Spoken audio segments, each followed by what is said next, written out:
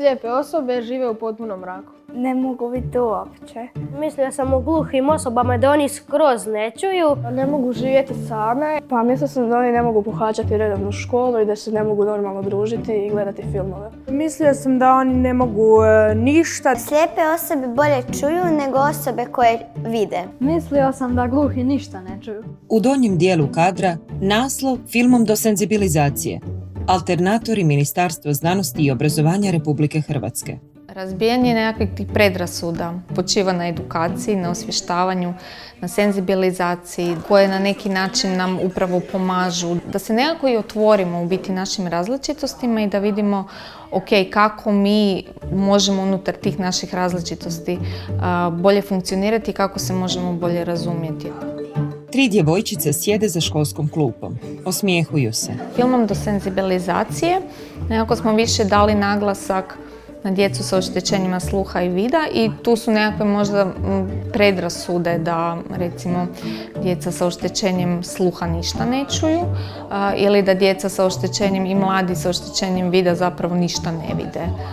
To je ovako možda jedna od najčešćih nekakvih predrasuda koje jesu oko nas.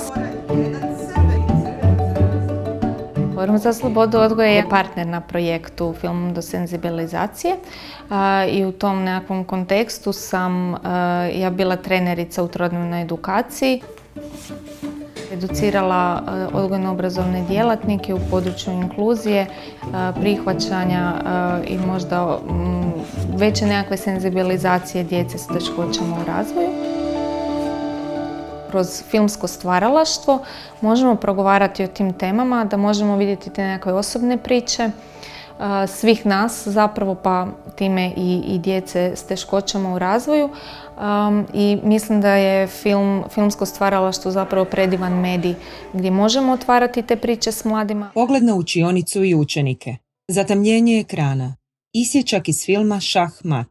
Pogled na šahovsku ploču i figure koje slaže smeđokosa djevojčica. Djevojčica govori nešto u kameru. Zatim se nad šahovskom pločom rukuje s dječakom. Puštam im film bez tona, tako da oni sami pokušaju shvatiti kako je to kad gluha osoba gleda film, pa onda prvi put pustim bez tona, pa drugi put pustim sa titlovima, da vidimo da li su shvatili uopće o čemu se radi film. Ja sam Sabina Ignac, imam 8 godina, idem u 2. razred. Počela sam igrati šah kad sam imala 7 godina. Zatamljenje ekrana. Smeđokosa Iva pred pločom komunicira znakovnim jezikom. Predavanje i za djecu i za profesore započinjem na isti način, a to je da glumim zapravo gluhu osobu. Predstavim se na znakovnom i započinjem komunikaciju s njima na znakovnom jeziku. I zapravo mi uvijek bude fora vidjeti učenike koliko se oni zapravo trude da se svi zajedno razumijemo. Moja uloga na projektu je educirati učitelje i senzibilizirati isto ih za učenike sa oštećenjima sluha. Radionica za učitelje sastojala se od 3 dijela, u stvari 3 dana smo radili i na teorijskom dijelu i na praktičnom dijelu kao što su učenici danas radili. Sve što smo naučili na tim radionicama to smo primijenili u 5. i 6. razredima, znači održali smo im taj teorijski dio, a evo danas su znači došle stručnjakinje koje su to odradile u ovom praktičnom dijelu više. Drugi dio posla je edukacija za učenike, članove filmske družine, u kojoj zapravo isto ih pokušavam senzibilizirati za oštećenje sluha i u kojem vježbamo i podučavam ih kako napraviti titlove na svojim filmovima, tako da filmove koje prijavljuju na projekcije mogu gledati i pratiti njihovi vršnjaci s oštećenjem sluha. Djeca trebaju imati ovakve radionice zato što su ove radionice bile i teoretske i praktične i saznali smo stvari iz svakodnevnog života i proširili smo vidike iz ovog svog malog sela da postoji puno toga više izvan naših granica. Iva stoji pred pločom. Priča s rukama na glasnicama. I zadnji dio radionice je koncipiran tako da vježbamo na njihovim primjerima filmova napraviti titlove. Uputim ih u to kako trebaju izgledati titlovi, što se sve u titlovima mora opisivati, što sve titlovi moraju sadržavati i onda zajedno prvih nekoliko minuta pokušamo zajedno napraviti tako da dobe uvid u to šta su zapravo titlovi za gluhe i nagluhe osobe. Iva maše plavokose ženi. Kad radimo titlove za gluhe i nagluhe osobe, vrlo je bitno da sve ono što vidimo, a ne čujemo, opišemo u titlu. Tako da osoba može dobiti cjelokupan dojam o filmu. Ono što je zahtjevno je da kad ima puno govornika u filmu i koji govore u isti glas, treba skužiti ko je sad važan, koga trebamo titlovati, ali sve se to da naučiti, sve se to u hodu onda rješava. Pogled na laptop i video materijal u montaži.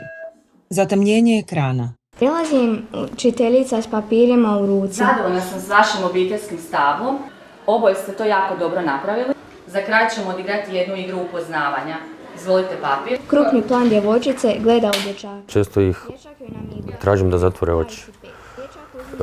Na taj neki osjećaj gdje se trebaju osloniti samo na uho, na sluh i na ono što mogu dodirnut, je mislim najbolje kako mogu ući u kožu neke slijepe osobe, odnosno kako mogu shvatiti kako ona percipira okolinu oko sebe.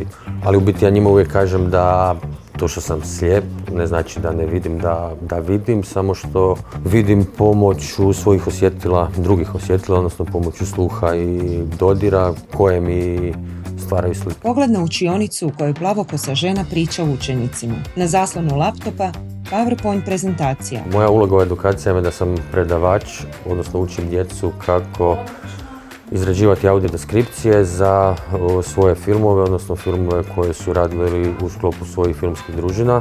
Što više radimo na filmovima, na novim filmovima, kako se naše znanje razvija u stvaranju filma, pokušavamo i uključiti znači, izradu audio deskripcije i titlova jer vidimo da je to nešto što je potrebno. Bili smo na različitim festivalima i osvijestili smo potrebu da postoje takvi korisnici filmova. Znači, audio deskripcija je opisivanje neverbalnih scena. To su sve scene koje mi ne možemo, koje jako slijepa osoba ne mogu sam shvatiti iz zvučnog zapisa filma. Naprimjer, meni je film radiodrama.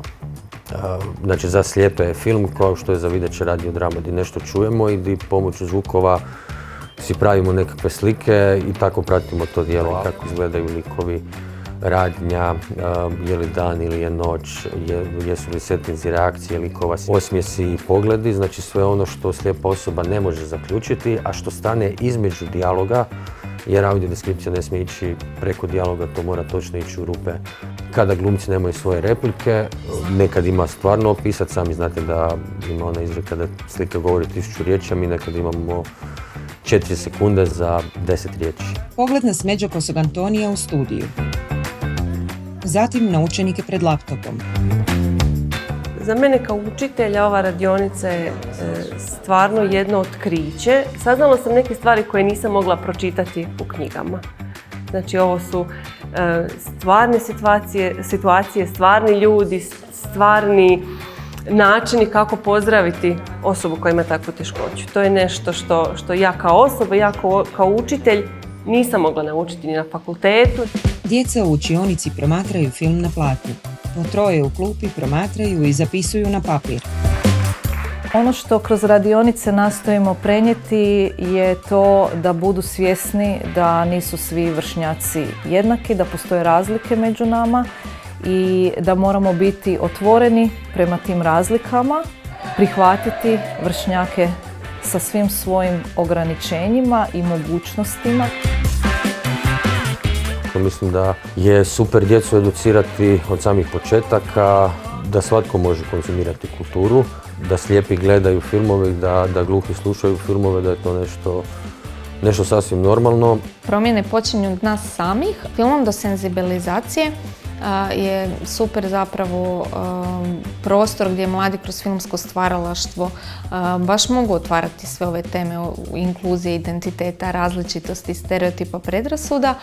Od ove radionice očekivala sam da učenici malo otvore svoje poglede i da shvate da smo u stvari svi jednaki. Svidjela mi se ova radionica i više sam saznala o osobama s poteškoćama, o vidu, o sluhu. Bilo mi je jako zabavno, najzabavnije je bilo kad smo radili titlove i kad smo svi zajedno sad osmišljali i slušali ove filmove. Naučila sam dosta toga o slijepim osobama i naučila sam da i djeca s poteškoćama žive isto kao i mi. Najviše mi se svidjelo kad smo radili audiodeskripciju. Naučila sam da slijepe osobe mogu malo vidjeti, a gluhe da mogu malo i čuti. Pa bilo je zanimljivo i poučno zato što smo radili te neke radionice da prilagođavamo te filmove slijepim i gluhim osobama. Ekran se zabijeli. Natpis na ekranu. Izdavač Udruga za promicanje stvaralaštva i jednakih mogućnosti Alternator. Projekt Filmom do senzibilizacije. Autori videa Tibor Marokini, Tea Marokini. Voditeljica projekta Katarina Ivče-Fernel. Suradnici na projektu Tea Bešić, Iva Dugač, Antonio Pavlović, Jelena Perak, Jana Šivak. Partneri na projektu Forum za slobodu odgoja, Osnovna škola Odra Zagreb, Osnovna škola Glina, Osnovna škola Dragalić, Osnovna škola Marija Martinolića Mali Lošinj.